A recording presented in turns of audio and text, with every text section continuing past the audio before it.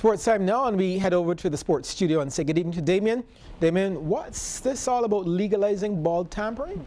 Well, Shane, very good evening to you and to all viewers. It's the new normal in the sport of cricket. Let's get to the story. Ball tampering, one of cricket's greatest taboos, could be made legal due to the coronavirus pandemic. Cricket authorities are to consider allowing the use of artificial substances to help polish the red ball under the supervision of umpires in long-form matches in order to end the need for players, that is, to use saliva. CBC's Sean Green has the details. The problem posed by the use of saliva to polish the ball is understood to be among the items raised by the ICC's medical committee to be addressed before cricket can resume. Decision makers well understand the need for the ball to be polished to enable a fair balance in the contest between bat and ball beyond the early overs of an innings. Authorities are now open to the option of allowing for the use of an agreed artificial substance to polish the ball under the supervision of the umpires. In the fashion they currently allow the ball to be cleaned by players under supervision. This would effectively allow for what is currently considered ball tampering in the interests of health and safety. Should a move be considered, it would require flexibility in terms of the substance depending on the ball being used. Kookaburra, Jukes and SG balls, to name three, are all likely to respond better to slightly different substances such as leather moisturizer, wax or even shoe polish. It would also require a degree of flexibility in terms of being allowed at all levels of the game to prevent players at every level from sharing a ball that has been lathered in saliva. Sean Green, CBC Sports. Thanks so much, Sean. Meanwhile, several players have been responding to the proposed initiative, including West Indies fast bowler Kemar Roach. The region's premier pacer says as the game continues to evolve, such a decision could even the playing field between bat and ball. From a fast bowling perspective, I think it's beneficial to us, given the fact that cricket is evolving every day, every year, and the rules are more so for batsmen than they are for bowlers. I think this legalized ball tampering initiative by the ICC can even the contest a little bit, because for me personally as a bowler, I depend on movement a lot, and the nature of pitches have made it very easy for batsmen of recent. So this idea makes it a little easier for me as a bowler. So I'm for it. As I said before, cricket is evolving and we need to keep finding ways to keep it exciting, especially Test cricket. So I'll just wait and see if the ICC follows through on a fantastic idea. Well, the Windies tour to England will not go ahead in June as planned after the start of the England and Wales Cricket Board's 2020 season was further delayed today. Having originally announced there would be no play on English soil before May 28th due to the coronavirus pandemic, the ECB has now announced that there will be no professional cricket until at least July 1st. The decision affects the three-match test series with Windies due to take place in June, with an aim to reschedule international fixtures for both the men's and women's teams from July until the end of September. ECB Chief Executive Officer Tom Harrison admitted there is still no certainty of any cricket being played during the English season. We think this is the right step for the board to take at this point to give clarity to the cricketing public, the public all waiting to try and see some cricket, but also to get some clarity on what might be possible later in the summer. So we feel this is the right step to take at this point.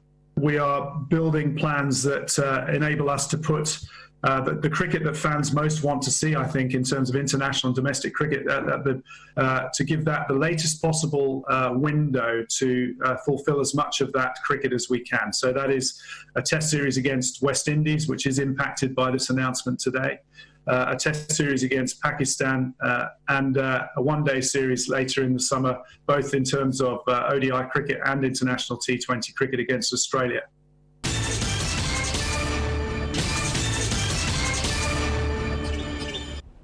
All right, heading back over to the sports studio now, and welcome back Damien Best. What do you have for us in the second half? Well, Shane, we're going to start with this one. The way is now clear for Barbadian weightlifter Zagora Calendar to return to competitive action. Callender was slapped with a one-year ban in 2019 from the International Weightlifting Federation following her admission that she used a prohibited drug given by an alternative medicine practitioner here in Barbados. The ruling of a 12-month ban by the IWF took into consideration. Callender promptly admitted to the violation in the affidavit submitted after being charged with the offense. What happened is that she declared on her doping control form that she had used a prohibited substance, which was the HEA. But when the sample was tested, no adverse analytical finding was noted. However, that does still constitute an anti-doping rule violation because she declared that she used the substance. However, she quickly and promptly declared that she did that. And when the International Testing Agency, working on behalf of the International Weightlifting Federation, heard her case, they decided that her sanction would be for 1 year under Section 2.2 of the International Weightlifting Federation Code and the World Anti-Doping Code. She is now able to resume her training. However, under the National Anti-Doping Commission rules, she now has to undergo out of competition test to ensure that she has not been using any substance and also give her whereabouts so that she can resume competition. Well, Dr. Lord also has some advice for all athletes and coaches in Barbados to educate themselves about the prohibited list of substances. Personal advice to use the educational tools that are available on the World Anti-Doping Agency website. There's one called Anti-Doping E-Learning, ADEL, and that could be for the athletes. They have a section for medical practitioners, for coaches. They can learn a lot of information. Also, in this situation, one must be very careful of anything that they ingest because they can be liable once they ingest anything, regardless of who gave it. In this situation, in Daniel's situation, it was reported that some healthcare person did give her the drug and she didn't know that it was on the list. And it's all about strict liability. She proved that there was no significant fault. But generally, athletes need to educate themselves, and they should use this time to educate themselves on the various platforms that are available. That's, of course, Chairman of the National Anti-Doping Commission was speaking to CBC Sports. Zagora said she is happy to resume training and that it has always been an honor to represent Barbados. And finally, this one, through technology, the Barbados Bridge Association has been able to keep its players engaged during the 24-hour curfew. As we hear in this report from CBC's Anne-Marie Burke, there has also been an increase in participation in the sport globally. Bridge players are not at a great disadvantage given the restrictions now imposed on sport due to social distancing measures in the wake of the COVID-19 virus. In fact, with the global online platform very active, there has been a vast increase in players, including many of our National Bridge League members. We have been playing online bridge for several years on a site called Bridge Base Online, and now we are playing that much more on Bridge Base Online. Normally when you go on to Bridge Base Online, you could find easily 20,000 people playing at a time because this is open to the entire world. You can play with your partner, you can play with anybody, any part of the world, any time of the day or night. Now you can imagine where all bridge clubs are closed all over the world, you have probably 45 to 50,000 people online anytime you go on. Bringing it back home, the National Bridge League has set up specific game days for their membership online in an effort to keep the club going.